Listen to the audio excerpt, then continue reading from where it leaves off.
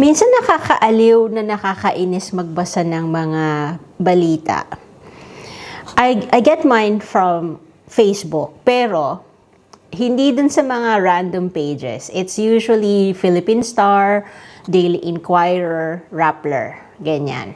I don't subscribe to that, ano yan?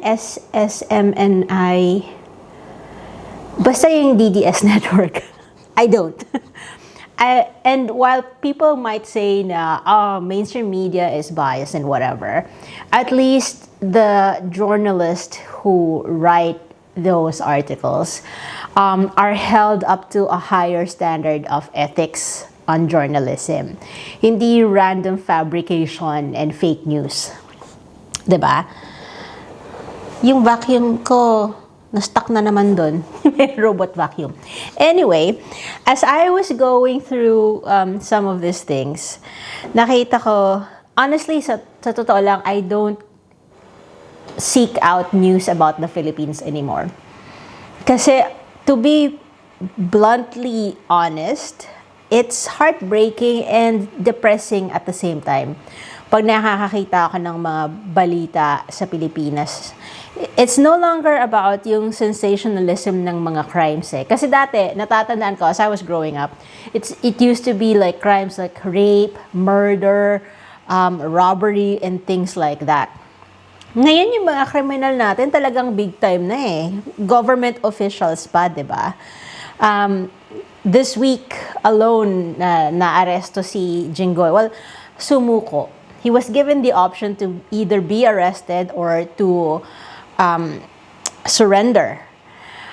Pero ba't ganun, no? Kapag ka pala senador ka, may kaya, may impluwensya, you get the option of whether you get arrested or you surrender.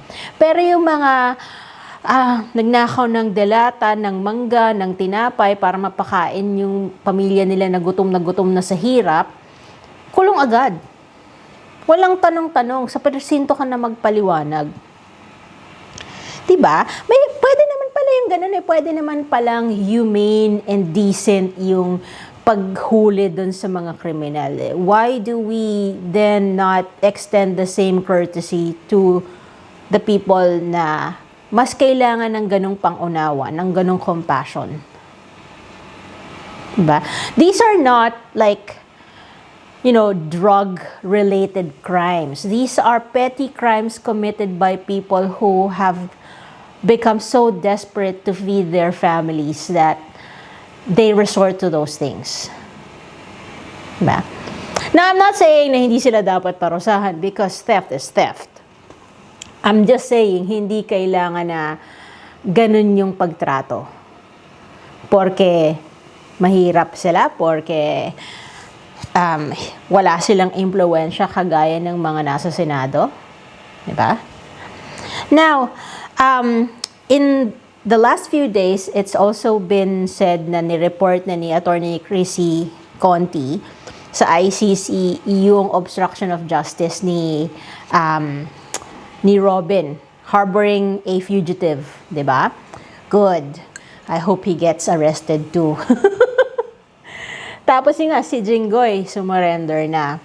For the third time, every decade meron siyang issue. Plunder, pork barrel scam. My goodness. And yet, he keeps getting elected into office. Di tayo natututo? Mula sa tatay niya in 2001 hanggang sa kanya. Diba?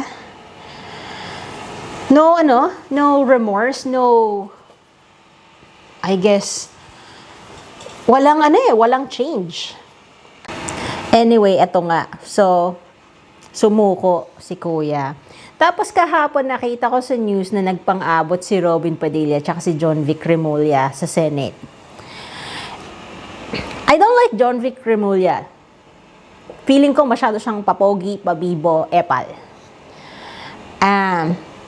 But I don't like Robin Padilla either.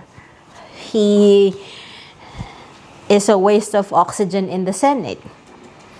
So, ewan ko, hindi ko alam kung sinong manok ko dun sa dalawa. Wala na lang. Maglabo-labo kayo dyan hanggang gusto nyo. I don't care.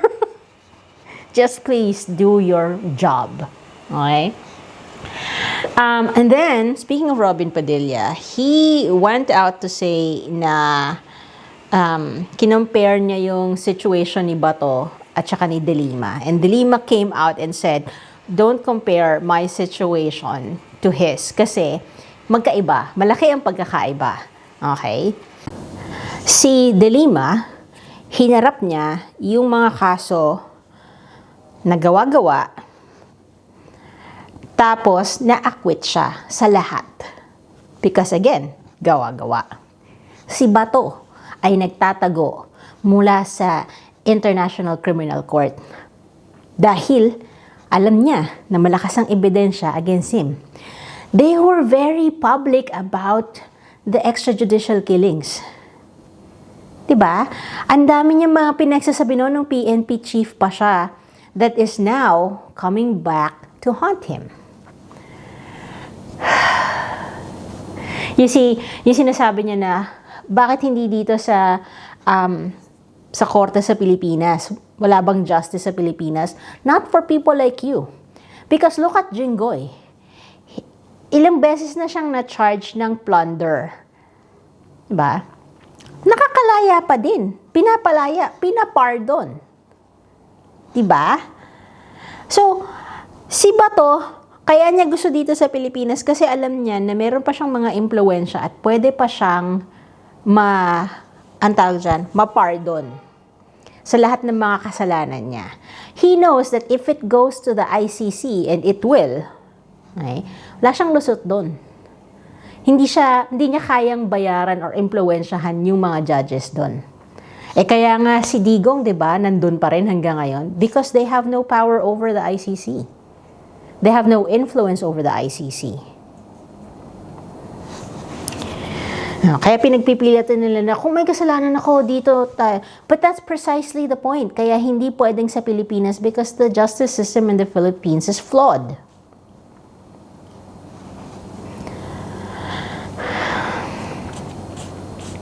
So, dapat yan si Alan Peter Cayetano at saka si Robin Padilla, dapat yan makasuhan ng obstruction of justice and harboring a fugitive.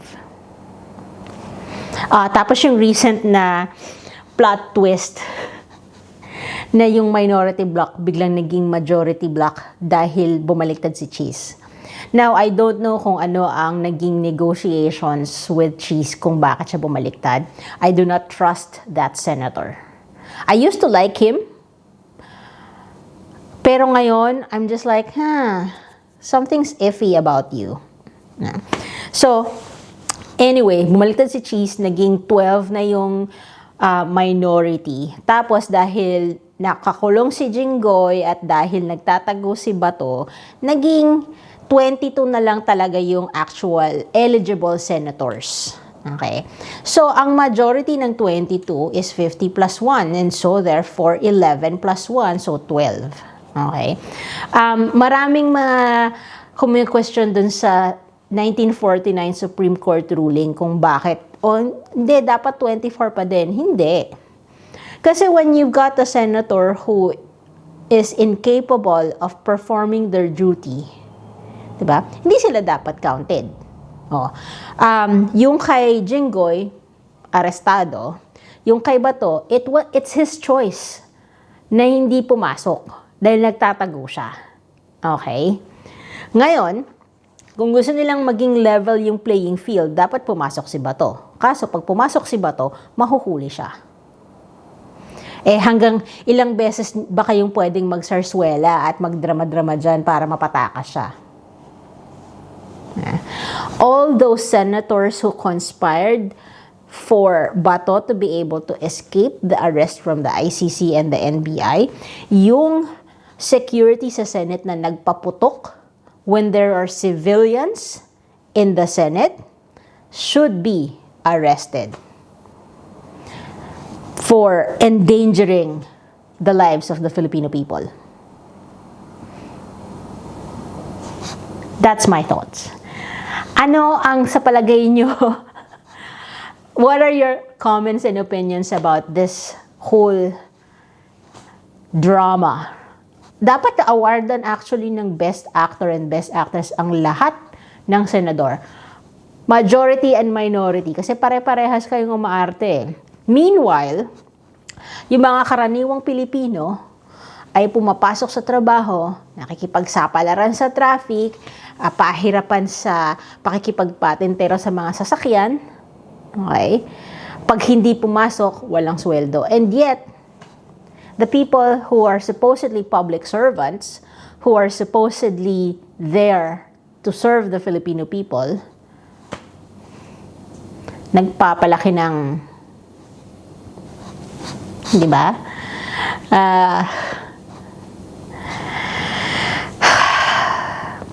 Pwede bang i-reset to factory settings na lang yung buong gobyerno? Let's start from scratch.